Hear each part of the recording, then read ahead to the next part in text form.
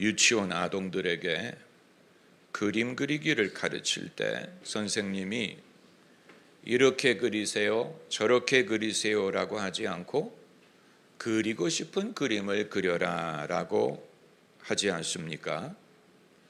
여러분, 이것은 그냥 미술을 가르치는 차원이 아니고 깊은 교육학적인 철학과 인간 개발을 추구하기 위한 것입니다. 이건 그냥 그림을 잘 그리게 하기 위한 게 아니고 아동의 느낌, 감정, 생각, 의지를 존중하고 자기가 하고 싶은 일을 해도 된다. 자기가 느낀 것을 느껴라. 자기가 그리고 싶은 것을 그려도 된다. 이것을 장려함으로써 인간의 의지, 인간의 소원, 인간의 뜻을 존중하는 것입니다.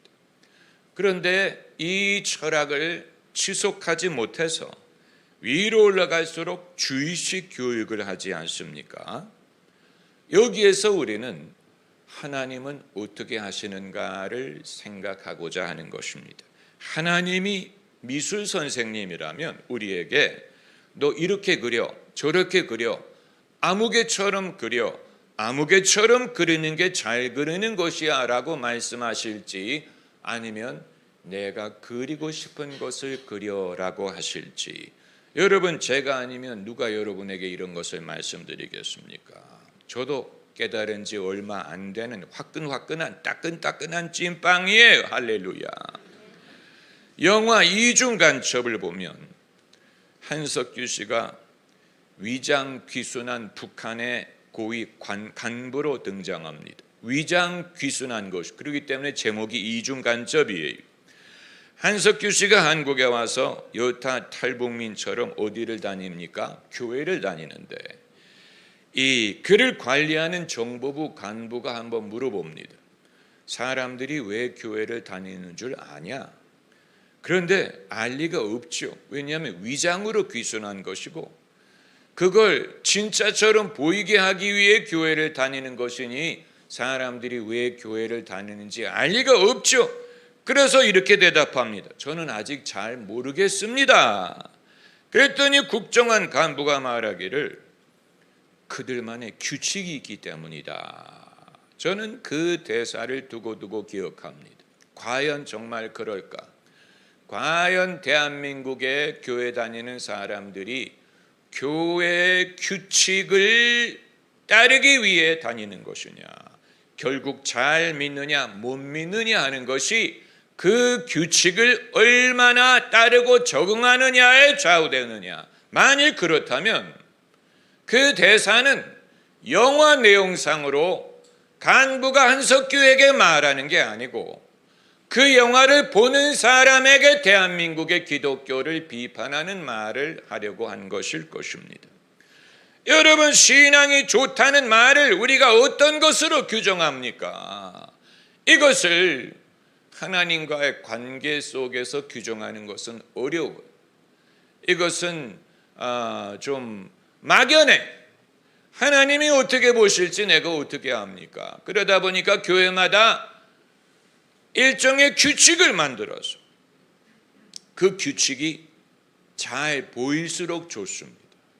그래서 사람들마다 강조하는 것이 새벽 기도를 출석하는 규칙, 11조를 드리는 규칙, 봉사활동을 하는 규칙, 이런저런 규칙을 만들어서 내가 얼마나 믿음이 좋으냐 하는 것을 주님의 입장에서 보는 것은 거의 불가능하기 때문에 가시적인 규칙을 설정하고 이 규칙을 따라라.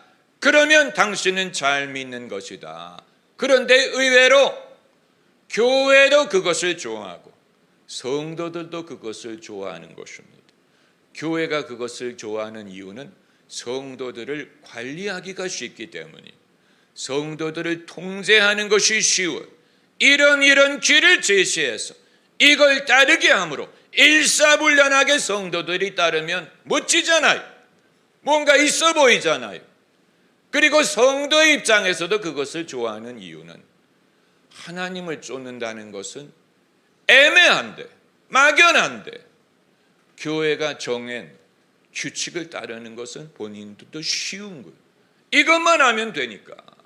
그래서 그것을 선호하다 보니까 목사의 입장에서든 성도의 입장에서든 그 교회가 정한 규칙을 중심으로 움직이려는 경향이 있는데, 일평생 우리가 규칙을 따랐다고 하더라도 만일 주님 앞에 섰을 때 과연 잘하였도다 착하고 충성된 종아라고 말씀을 하실지, 그것은 별개의 일이에요. 별개의 일. 그때 가서 당황한 성도들이 교회를 탓할 것입니다. 목회자를 탓할 것입니다. 잘못 배웠다. 목사님이 내게 잘못 가르쳐줬어. 내가 잘못 배웠어.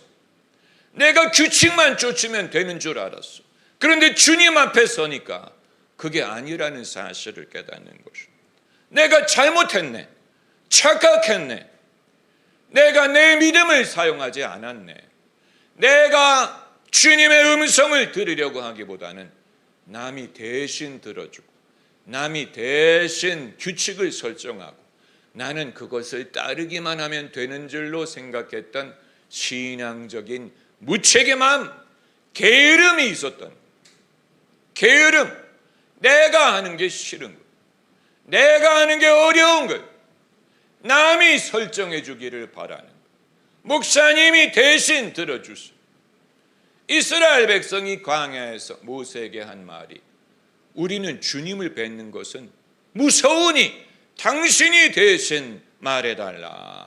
그때부터 간접적인 신앙, 간접적인 계시, 간접적인 지도, 간접적인 인도를 사람들이 선호했다는 증거가 나타나는 것인데, 그때는 초기였기 때문에 그렇다 할지라도 이제 예수님이 성령을 주시고 당신의 말씀을 주시고 우리가 우리의 양심을 쫓아갈 수 있는 자유를 주셨음에도 불구하고 옛날의 히브리 민족처럼 모세가 대신 들어주세요. 누가 대신 율법을 정해주세요. 내가 이 따를 규칙을 말해주세요. 내가 그걸 따르겠습니다라고 한다면 여러분, 이것은 주님의 뜻을 알지 못한다고라고 밖에는 알 수 없는 것입니다. 제가 유럽 선교에 대해서 책을 쓰지 않았습니까? 사실은 이건 선교에 초점을 맞추는 것이 아니고 역사적이고 철학적이고 신학적인 해석을 하기 위한 것이었는데, 2000년의 기독교 문명이 어찌하여 몇십 년 만에 떠나갔느냐를 설명하기 위한 것이고, 이것을 우리가 어떻게 이해하고 여기에 대안이 무엇이냐를 말하기 위한 것이 아닙니까? 여러분, 한편으로 보면 불가피한 일이 벌어진 것입니다. 왜냐하면 전체주의 국가, 봉건사회, 왕과 귀족과 주교들이 삶을 주도하는 세상에서는 다 기독교인이죠. 왕이 기독교인이고 귀족이 기독교인이기 때문에 평민들도 기독교인이에요. 문화가 그래. 그게 사회 질서에, 그게 규칙이 그렇게 정해졌기 때문에 그 사회에 속한 사람은 당연히 기독교인이죠. 그런 식으로 스스로 생각을 했는데 세상이 바뀌었어. 이제는 더 이상 왕이 없고 더 이상 주교가 입김이 없고 더 이상 내가 어디에 속했기 때문에 나를 정의하는 것이 아닌 각자가 자기 인생을 살고 자기 생각을 하고 자기 의견을 쫓을 수 있는 시대가 되니까 이 구조가 하루아침에 무너져 버린 것입니다. 그래서 옛날에는 이 사회에 소속된 것만으로 나는 기독교인이 됐는데 이 구조가 무너지니까 정말로 거듭난 사람 이후에는 아무도 기독교인이 아닌 것이 되어버리는 것입니다. 문화적인 기독교, 전통적인 기독교는 더 이상 지탱할 수 없는 것이 되어버린 것입니다. 이것은 불가피한 역사적인 산물일 수밖에 없는 것이 2000년 동안 그런 식으로 사회가 발전해 왔기 때문에 지금 이 시대에는 그건 불가피한 것입니다. 그러므로 과거로 왜 돌아갈 수 없느냐를 슬퍼하기보다는 이제 여기에서 우리가 어떻게 할 것이냐를 생각해야 되는데, 그건 사도 바울이 2000년 전에 이방인들에게 우리가 행함이 아닌 믿음으로 의롭다함을 얻는다, 이런 식으로 모든 사람의 중심, 예수님이 내가 성령으로 거듭나지 않으면 천국에 들어갈 수 없다라고 중심의 영적인 변화를 주문하신 것을 이제 다시 재현해야 될 필요가, 이게 우리의 메시지가 되는 것입니다. 태어남으로 기독교인이 아니고, 전통에 의해 기독교인이 아니고, 교회 소속이 있기 때문에 기독교인이 아니고, 내가 유아 세례를 받았기 때문에 기독교인도 아니고, 교회에서 결혼식을 했기 때문에 기독교인도 아니고, 교회에서 장례식을 해주기 때문에 기독교인도 아니고, 거듭나야 돼. 성령으로 거듭날 필요.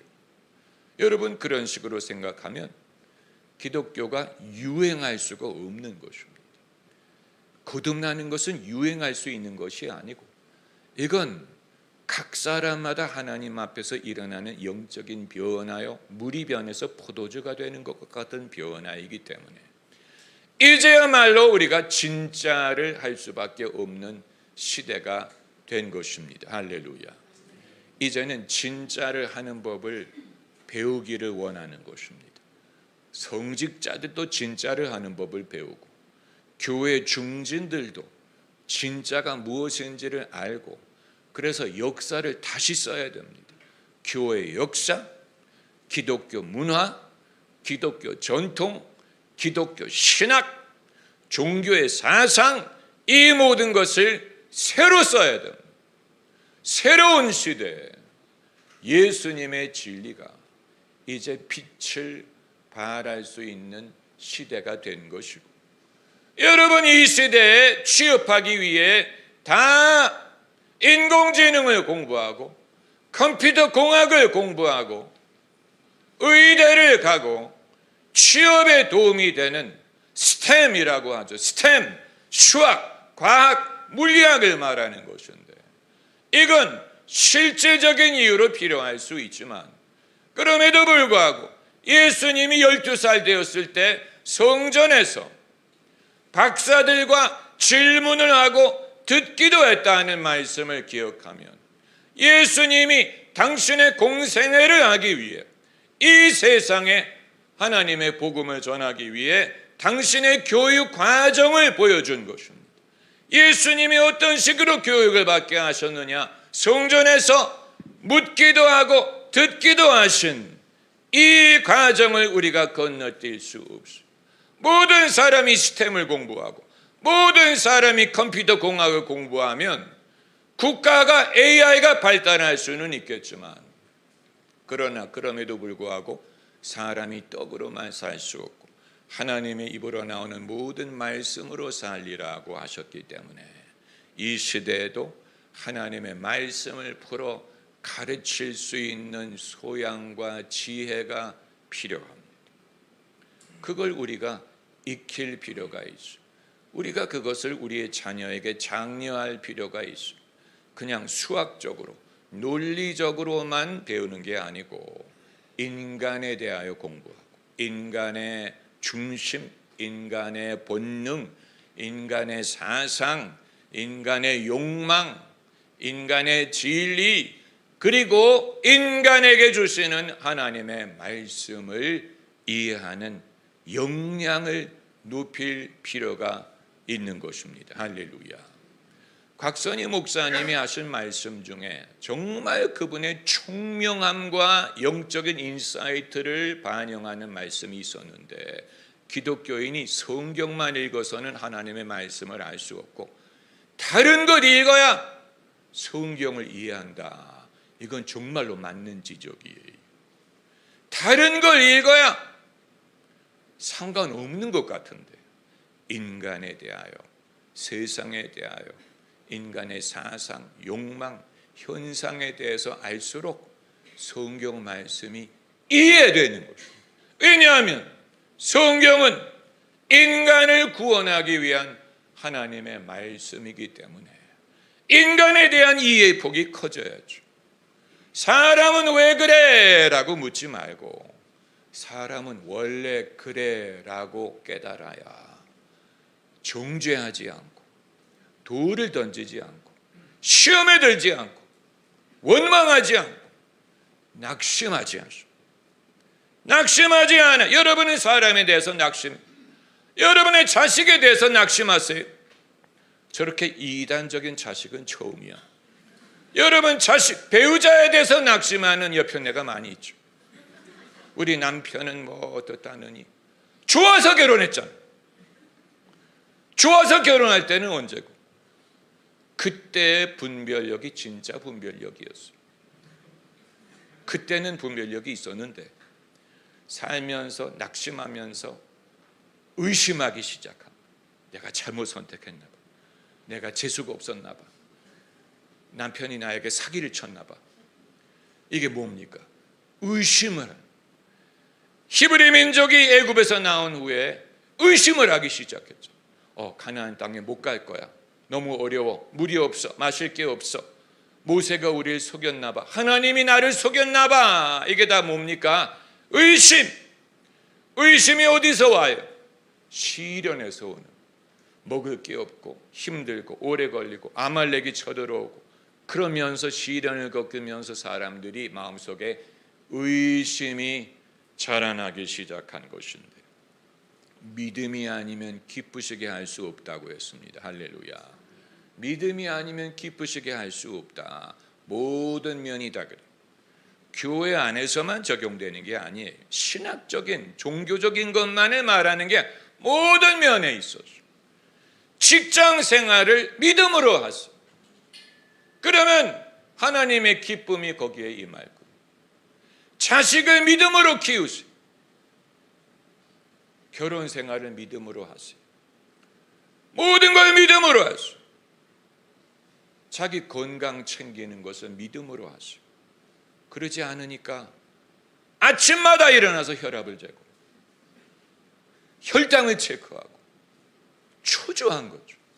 두려워하는 건강 챙기는 것, 노후 관리 모든 것을 믿음으로 할 것입니다. 왜냐하면 믿음이 아니면 기쁘시게 할 수 없기 때문에 믿음으로 하지 않는 모든 것이 무엇이니라? 죄니라. 그렇기 때문에 하나님이 미술 선생님이라면 우리에게 뭐라고 가르치실까? 여러분, 이건 제가 최근에 깨달은 것입니다. 그리고 이것을 깨달아서 제 자신에게 엄청난 용기와 감동이 된 것입니다. 그걸 여러분과 나누기를 원하는 것입니다. 공짜로.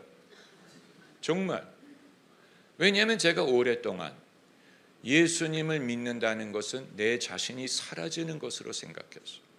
왜냐하면 이제는 내가 사는 게 아니요 내 안에 그리스도가 사시는 거고 내가 내 자신을 부인해야 되고 희생해야 되고 그러다 보니까 믿음이 좋아질수록 나는 점점 사라지고 나는 희미해지고 마치 지우개가 닳는 것처럼 나라는 존재는 점점 사라지고 그런데 무엇이 대신을 하는지 눈에 안 보이는 거예요. 주님을 닮는다고 했는데 도대체 주님을 닮으려면 내가 있어야 주님을 닮든지 말든지 하지. 내가 사라지면 그렇다고 내 안에 주님이 계신다고 해서 주님이 대신 나타나는 게 아닌데 그러면서 성경에 등장하는 인물들이 그들의 기도가 어떤 기도였는지를 주목하게 된 거예요. 그리고 발견한 것은 그 모든 믿음의 인물들이 아브라함이든 야곱이든 다윗이든 솔로몬이든 예수님이든 베드로든 전부 다 자기가 하나님께 구하는 게 있고 자기가 하나님에게 믿는 바가 있고 자신의 삶에 믿음으로 추구하는 것이 있었어. 그게 없는 사람이 하나도 없었어.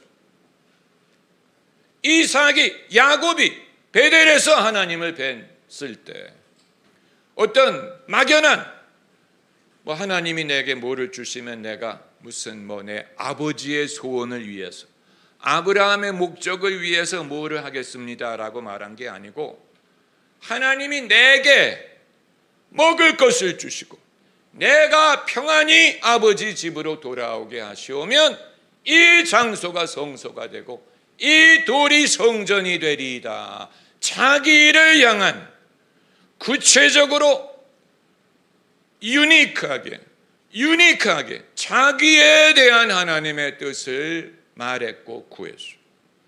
사도 바울이 하나님에게 헌신하고 복음에 헌신하지 않았습니까? 그러나 사도 바울이 하는 말은 나의 푯대를 향해 가고 내게 주신 은혜를 알고 내가 이방인의 사도가 되고 내가 스페인까지 가기를 원하고 나의 쓸고 나에 대한 언급이 지워지지 않았어요. 그리고 오늘 본문에 나오는 마리아가 하나님에게 완전히 헌신하고 자기는 사라진 것 같죠. 이 젊은 여성이 성령의 능력으로 아기를 잉태하고 이제 낳게 되는데 그 정도 되면 자기는 사라진 것 아니냐, 자기를 희생하고 자기는 없어지고 주님을 높인 것이 아니냐라고 생각할 수 있는데, 그런데 천사와의 대화 마지막에 마리아가 뭐라고 말하냐면 말씀대로 내게 이루어지리이다. 나라는 존재에 대해서 말했어요. 그 말씀이 내게 이루어지리이다. 여러분, 우리가 신실한 기독교인이 되기 위해서는 누군가를 본받아야 되는 게 아닌가. 남자는 목사님을 본받고 여자는 사모님을 본받고 뭔가 누구를 누구처럼 해야 되는 거 아닌가, 이런 막연한 생각을 하죠. 그래서 예수님을 믿은 후에 그 목적이라든가 의지가 희미해지는 경우가 많아요. 성경에서 하나님이 유일하게 남을 언급하신 경우가 본문이에요. 그 이외에는 당신이 누구하고 말씀하실 때 남을 언급하신 적이 없어요. 그런데 본문에서 유일하게 엘리사벳을 언급했어요. 마지막 절에 내 친족 엘리사벳이 늙어서 아들을 배웠느니라. 이건 엘리사벳을 언급한 목적은 엘리사벳을 본받으라는 말도 아니고 그 사람처럼 그림을 그리라는 게 아니에요. 엘리사벳에게도 하나님의 능력으로 자기가 할 수 없는 일을 가능하게 하셨으니 너도 하나님의 능력을 믿어라 하는 말이지, 마리아 보고 너도 엘리사벳처럼 살아, 엘리사벳을 본받아라고 한 게 아니에요. 엘리사벳에게는 엘리사벳의 갈 길이 있었고 마리아에게는 마리아의 갈 길이 있어요. 그러므로 내가 예수님을 믿음으로 내가 사라지는 것 같은데 오히려 하나님은 네가 그리고 싶은 그림을 그려, 네가 가고 싶은 데를 가, 네가 하고 싶은 것을 해봐, 네 마음의 소원을 이루어봐. 아마 어떤 분은 절반은 야호 이렇게 생각하는 분이 계시고 어떤 분은 나는 이미 늦었어. 그러나 여러분, 이건 여러분이 몰랐던 것을 하라는 게 아니고 이미 여러분이 느끼고 있었던, 이미 여러분이 알고 있었는데 하다가 엄두를 내지 못하고 주저앉은 부분이 많이 있어요. 이거 이래도 돼? 이거 내가 계속해도 돼? 이 그림을 그려도 되는 거야? 이런 식으로 주저앉는 사람들이 많습니다. 이 부분에 대해서 믿음을 갖기 전까지는 사람은 하다가 중단할 것입니다. 베드로가 물 위를 걷다가 물에 빠진 것처럼 사람이 하다가 중단할 것입니다. 왜냐하면 내가 이 그림을 그리지 않으면 아무도 대신 그려줄 사람이 없어요. 내가 내 발로 가나안에 가지 않으면 아무도 나를 데려다 주는 게 아니에요. 내가 가야 돼. 내가 가나안에 가야 돼. 하나님이 가나안을 허락하셨어요. 그러나 내가 가서 얻어야 될 책임이 있는 것입니다. 할렐루야. 여러분, 이걸 우리가 알기를 원하는 이 부분에 대해서 우리의 믿음이 필요합니다.